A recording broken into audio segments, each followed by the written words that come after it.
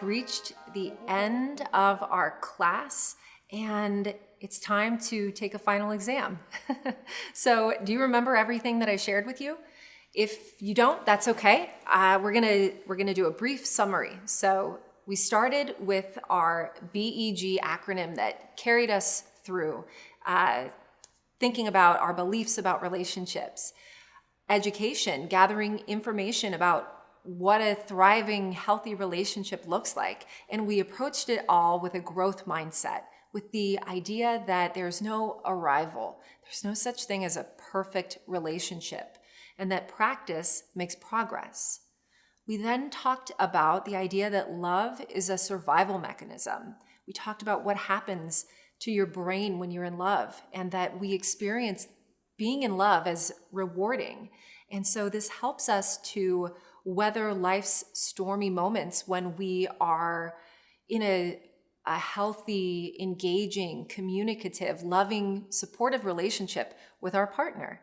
And we ended that first section by talking about the 3 things as a thought exercise. So I asked you to think about the 3 things that you love most about your partner, to prime yourself, to internally prompt yourself to feel loving feelings. We then explored the idea of our beliefs about relationships and what that can do to our sense of hope and relationship outcomes. We talked about the idea that you and your partner can try to do everything right.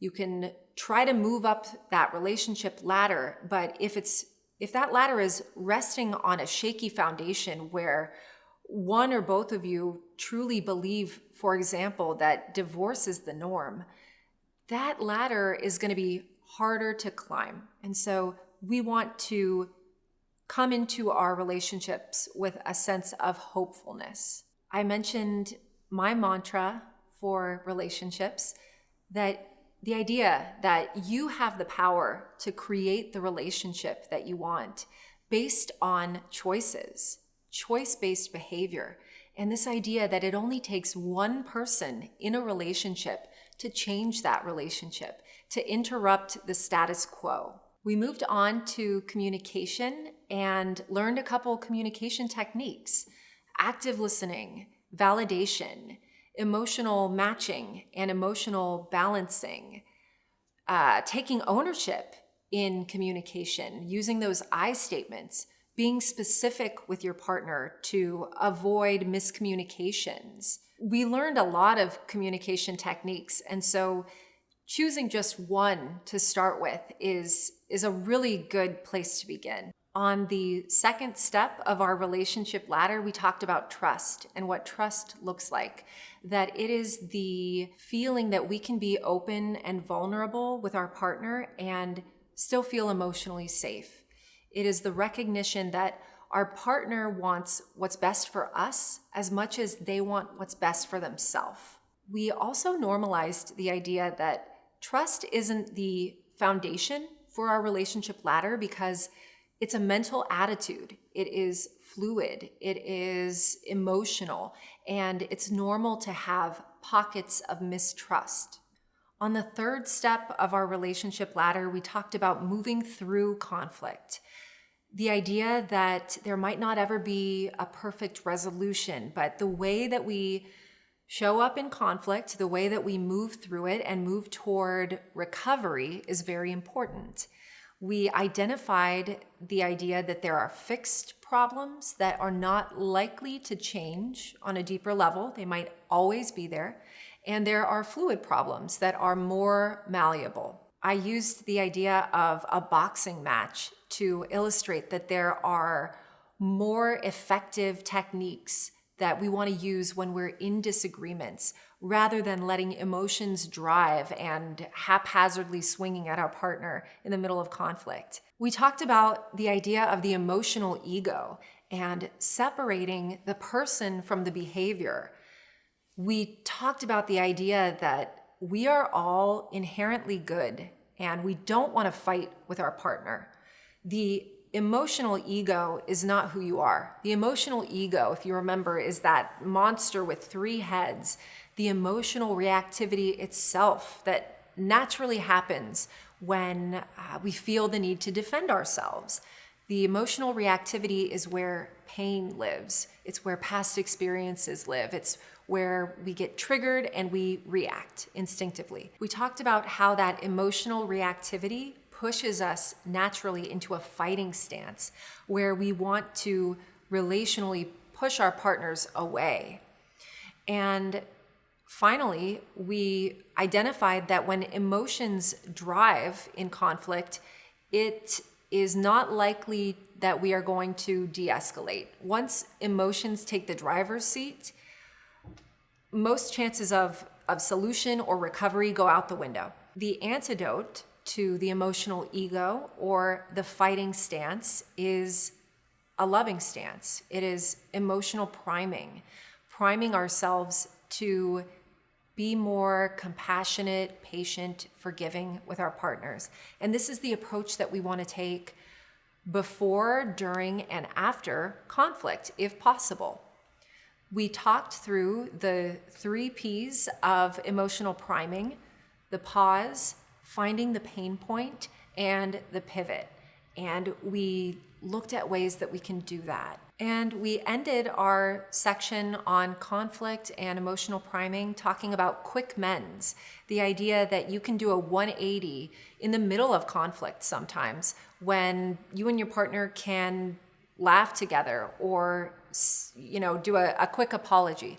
So with all of the factors and techniques that we have talked about and learned, particularly with moving through conflict, I would encourage you to find one thing that you and your partner want to work on moving forward.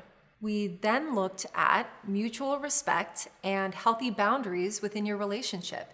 And we used that second date thought exercise as an illustration of how you can strive to be more respectful in your relationship, striving to look at prioritizing your relationship as the ultimate form of respect. We talked about giving your relationship the oxygen that it needs before you look elsewhere and think about work and kids and in-laws. Not neglecting those things, but just making sure that your relationship takes priority.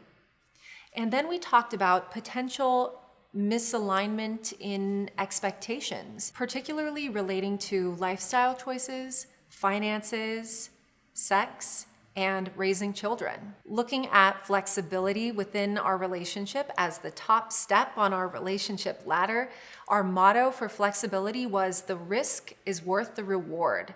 Remember, we want to try, if we can, to stretch ourselves out of our comfort zones. The idea of accepting our partner's ideas and thoughts and feelings. You can see how this relates in many facets. We're talking about trust and respect and flexibility, and I see all of these as a Venn diagram where there is that central sphere where all of these key features come together, right? So flexibility is accepting changes in day-to-day life, accepting larger changes, growing into those changes without imposing harsh beliefs or trying to control situations, trying to control your partner. And we ended by looking at the pillars of our relationship ladder that hold everything together.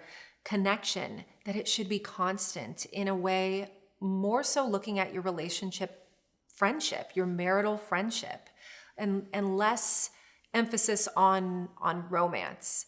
And then finally, we looked at our last pillar of the relationship ladder, which is individuals that work on their mental health. And the idea with this growth mindset that we are never arriving, we are always working towards something. Practice makes progress. You don't have to be completely mentally healthy to be in a relationship, but we want to work on it. I can't stress enough, you have the power to create the relationship you want. You have the power to create the relationship you want based on choices, choice-based behavior. In every moment, there is a pivotal time when you can decide how to respond next, how to respond to your partner, how to pull from what we've learned and utilize communication skills, for example, utilize validation, empathy, active listening. And so I encourage you to sit with your partner, watch this together if you haven't already, and take inventory. Honestly, looking at your relationship and thinking about what you want to work on first. And I always recommend focusing on one thing at a time. And this is to potentially reduce overwhelming feelings, because this is a lot of information. And we can realistically focus on one thing at a time and do one thing well. So you and your partner can decide, what do you want to work on first? Do you want to work on validating each other? Do you want to work on being more specific with one another? Do you want to jump right into moving through conflict and try to redirect some of those heated arguments that you have? So wherever you are right now, I would just choose one thing to work on. It just starts with one step. After taking inventory, taking this to a therapist, if you're already working with one, can be a great next step because it can help you figure out what your next move is, what your goal is. What do you want your relationship to look like after you've found that one thing that the two of you want to work on first? Thank you so much for watching. I hope that you've learned some valuable tools throughout this class. I hope that it helps you know where to start with your partner. But more than anything else, I hope that this class has instilled the hope in you that you can thrive in your relationship and create the relationship that you want.